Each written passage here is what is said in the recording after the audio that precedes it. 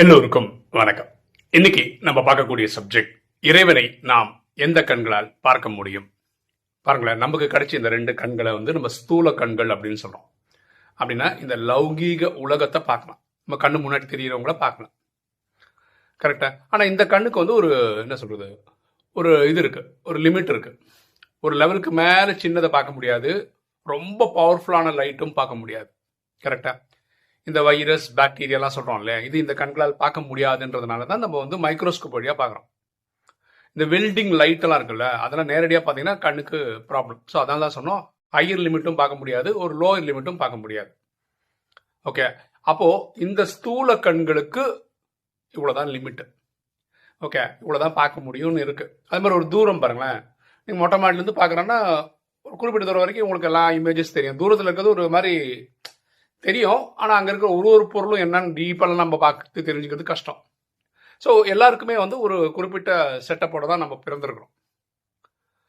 இப்போ இறைவனை இந்த கண்களால் பார்த்துட முடியுமா? முடியாது. ஏன் முடியாது அப்படின்னா, நம்ம எப்படி வைரஸ் பாக்டீரியால இந்த கண்களால் பார்க்க முடியாதுன்னு சொல்றோமோ, இறைவன் அவ்வளோ ஷார்ட், ரொம்ப சின்னது.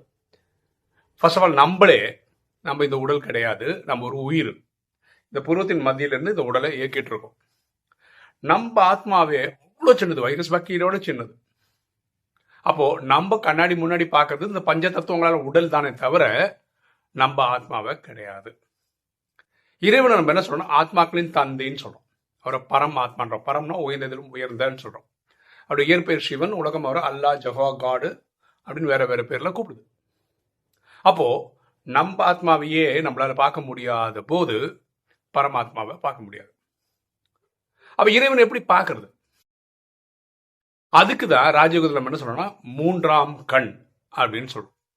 இப்போ மூன்றாம் கண்ணுன்னு ஒரு கண் இருக்கா அப்படின்னா, எதை மூன்றாம் கண்ணுன்னு நம்ம சொல்றோம்னா ஆத்மாவை தான் சொல்றோம். புருவத்தின் மத்தியில் இருக்க ஆத்மாவை தான் நம்ம மூன்றாவது கண்ணுன்னு சொல்றோம்.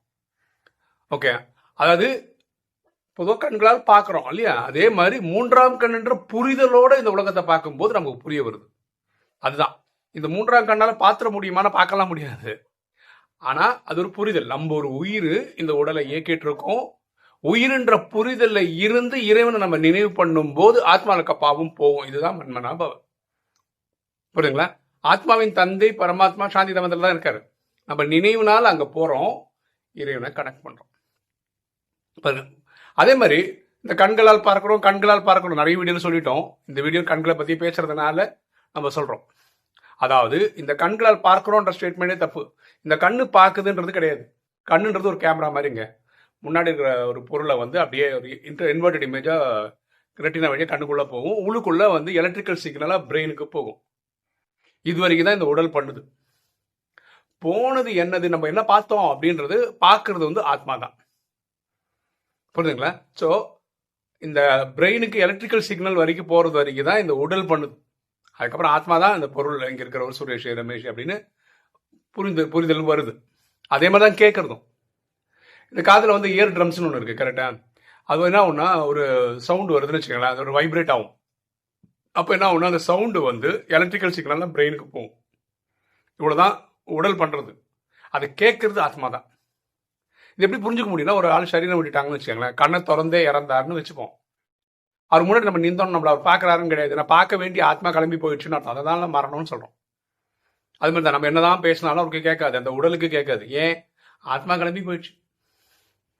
புரியுதுங்களா? சோ இறைவனை கனெக்ட் பண்றது இந்த கண்கள் கிடையாது. இறைவனை கனெக்ட் பண்றது ஆத்மா தான். ஆத்மால யாரு கனெக்ட் பண்ற? ஆத்மால 3 விஷயம் இருக்கு. மனசு, புத்தி, சன்ஸ்கார்னு இருக்கு.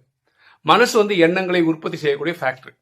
அதுதான் நல்ல கெட்ட தேவையான தேவையில்லாத சிந்தனைகள்லாம் உருவாக்குது. இது மனசோட வேலை. அது ஒரு ஃபேக்டரி, எண்ணங்களை உருவாக்கக்கூடிய ஃபேக்டரி. புத்தின்றது ஜட்ஜ் மாதிரி, வரக்கூடிய எண்ணங்களை செய்யலாமா செய்யக்கூடாதா சொல்றது புத்தி. சன்ஸ்கார்ன்றது நம்ம செய்யக்கூடிய செயல் கர்மான்னு சொல்றோம். அதோட ரெக்கார்டிங் ஸ்டேஷன் அது சன்ஸ்கார். நம்ம நல்லது பண்ணா அது புண்ணியமா நம்ம திரும்ப வரும், நம்ம கெட்டது பண்ணா பாவமா நம்ம அனுபவிக்கிற மாதிரி அமைஞ்சிரும். ஸோ நம்ம ஆத்மால இருக்கிற புத்தி தான் இறைவனை கனெக்ட் பண்ணுது. ஓகேவா? அந்த புத்தி இறைவனை நினைவு பண்ணும் போது ஆத்மால இருக்க பாவங்கள் எரிக்கப்படும். நம்ம துவாபர கலியுக காலங்கள் என்ன பண்ணிட்டோம்னா, நம்மள உடல்னு புரிஞ்சுக்கிட்டோம். அதனால காமம், கோபம், அகங்காரம், பற்று, பேராசையில் ஈடுபட்டோம். அதனால தான் கலைகள் கட கட கட கடன்னு குறைஞ்சு இப்போ கலியுகத்தோட கடைசியில் நமக்கு வந்து 1-2 கலைகள் இருக்கு. அப்ப இது சரி பண்றதுக்கான ஒரே வழி என்னன்னா மன்மனா பவதான். அப்போ கண்களால் பார்க்கிறோம்னு சொல்றது வந்து இதுக்கு ஒரிஜினல் அர்த்தம் 3ஆம் கண் வழியா பார்க்கறோம்னு சொல்றோம். 3ஆம் கண்ன்றது ஆத்மா. ஸோ எகெயின் ஆத்மா தான் பார்க்குது அப்படின்றதும் கிடையாது. ஆத்மாவில் இருக்க புத்தியின் மூலமா, நினைவின் மூலமா இறைவனை கனெக்ட் பண்ணும். ஓகேவா? இப்போ ஒருத்தரை கண்ணால பார்த்துட்டீங்க, அப்புறம் நீங்க எப்படி பேசுறீங்க? வாய் தொடர்ந்து பேசுறீங்க, அவர் கேட்கிறார் பக்கத்தில் இருக்கிறவர். அப்ப இறைவன் எங்கேயோ இருக்கிற சாந்திதாமத்தில் இருக்கிற நம்ம சோலார் சிஸ்டம் தாண்டி எங்கேயோ தான் சூட்சமா வந்து இருக்கு. அதையும் தாண்டி தான் சாந்திதாமம் இருக்கு. அங்க இருக்கிற இறைவன் நீங்க எப்படி இங்க உட்காந்து இருந்து பேசுறீங்கன்னா எண்ணங்கள் மூலமா பேசுறோம்.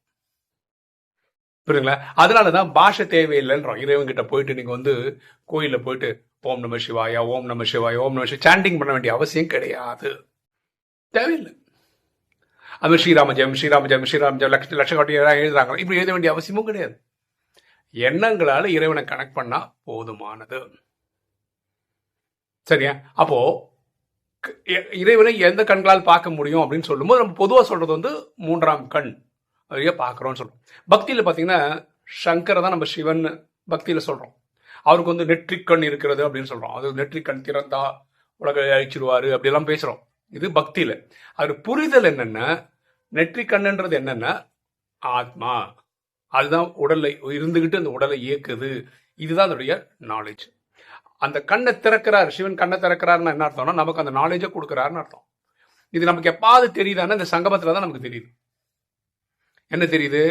நான் இந்த உடல் கிடையாது, நான் ஒரு உயிர். எப்படி தெரியுது? இந்த டைம்ல தான் தெரியுது. அப்போ அந்த நெற்றிக்கண் திறக்கிறதுன்னு சொன்னாவே இந்த ஆத்மான்ற நாலேஜ் நமக்கு கிடைச்சிச்சுன்றது தான் அதோடைய அர்த்தம். இந்த கண்களால் திறந்தா உலகமே அழிஞ்சிரும்ன்றது என்ன அர்த்தம்னா ஒரு ராஜயோகியும் பரமாத்மா இந்த நேரத்தில் நினைவு பண்ணி நமக்கு தேவையான 33 கோடி பேர் ரெடி ஆனோடனே இந்த கலியுகம் முடிவுக்கு வந்துவிடும். ஏன்னா நம்ம வாழ்றதுக்காக சத்தியுகம் வேணும். பாருங்களேன், இந்த பக்தியில நம்ம என்ன நினைச்சிட்டோம்னா சத்தியுகம்ன்றது எங்கேயோ இருக்கு இல்லையா? ஐ மீன் சொர்க்கம் எங்கேயோ இருக்கு, நரகம் எங்கேயோ இருக்குன்னு நினைச்சோம். செத்துட்டா நீங்க நல்லவர் நினைச்சீங்கன்னா உங்களை சொர்க்கத்துக்கு அனுப்பிச்சு வச்சிருவாங்க, கெட்டவர் நினைச்சீங்கன்னா நரகத்தை இப்படின்னு ஒரு புரிதல். அதாவது 3 உலகம் இருக்கிற மாதிரி நம்ம வாழ்ந்துட்டு இருக்கிறது ஒரு பூமி, சொர்க்கம்னு ஒரு இடம், நரகம்னு. ஆனா பரமாத்மா ராஜயோகத்துல சொல்றாரு சொர்க்கமும் நரகமும் இதே பூமியில தான் நடக்குது அப்படின்றாரு. இந்த 5000 வருஷ கதையில சத்தியுகம் திரேதாக இந்த பூமியில சொர்க்கம், துவாபர கலியுகம் இந்த பூமியில நரகம். இப்ப கலிகாலத்திலோட உச்சகட்டத்துல இருக்கும், அதாவது உச்சகட்ட நரகத்துல இருக்கும். சரியா? அப்ப ராஜயோகிகளுக்கு பரமாத்மா நினைவு பண்ணி 100 பாஸ் ஆனதுக்கு அப்புறம் நல்லவர்கள் வாழ்றதுக்கு இந்த இடம் ஃபிட்டு கிடையாது. அப்ப நம்ம எல்லாருக்கும் ஒரு எண்ணம் வரும், ஒரு சங்கல்பம் வரும், நமக்குன்னு சொர்க்கம் போகணும். அப்பதான் வேர்ல்டு வார் 3 நடக்கும், ரஷ்யாவுக்கும் அமெரிக்காவுக்கும் நடக்கும். இவங்க கூட ஒரு 10 பேர், அவங்க கூட ஒரு 10 பேர் டமல் டிமில் அடிச்சு காலி பண்ணிடுவாங்க. அப்படி கண்டங்கள் தண்ணிக்குள்ள போயிடும். இது மட்டும் இல்லை காரணம், ரத்த ஆறு மக்கள் அடிச்சுப்பாங்க, பட்டினி இருக்கும், இப்படி பல பிரச்சனைகள் நடக்கும் துக்கம் வர்ற மாதிரி ஆகுறதுக்கு. அப்போ இயற்கை சீற்றங்கள் இருக்கும், சுனாமி வரும், புயல் வரும், வெள்ளம் வரும், வறட்சி வரும், இப்படி ஏகப்பட்ட பிரச்சனைகள்னால உலக விநாசம் ஏற்படும். சரிங்களா? அப்ப இறைவனை எந்த கண்களால் பார்க்க முடியும் அப்படின்ற அர்த்தத்துக்கு என்ன அர்த்தம்னா இந்த ஸ்தூல கண்களால் பார்க்க முடியாது. நம்ம ஆத்மாவையே பார்க்க முடியாது, ஆத்மாவில பண்றோம். இந்த ஆத்மா பார்க்குதுன்றது இல்லை, நினைவுல இறைவனை புத்தியின் மூலமா கனெக்ட் பண்றோம். இதுதான் அதோடைய ஆழமான அர்த்தம். ஓகே, இன்னைக்கு வீடியோ உங்களுக்கு பிடிச்சிருக்கோம் நினைக்கிறேன். லைக் பண்ணுங்க, சப்ஸ்கிரைப் பண்ணுங்க, ஃப்ரெண்ட்ஸ் சொல்லுங்க, ஷேர் பண்ணுங்க, கமெண்ட்ஸ் போடுங்க. தேங்க்யூ.